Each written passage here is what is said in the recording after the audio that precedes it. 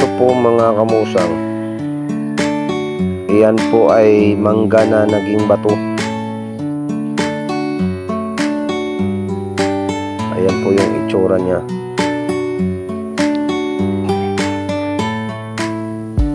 Ang mangga po mga kamusang, ang bisa niya po ay gamit po na maganda pong gamitin pampaswerte sa negosyo.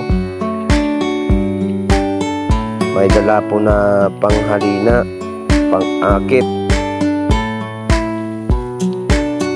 Mas mainam po na binabalot po sa pulang tela para lalakas po ang aura niya.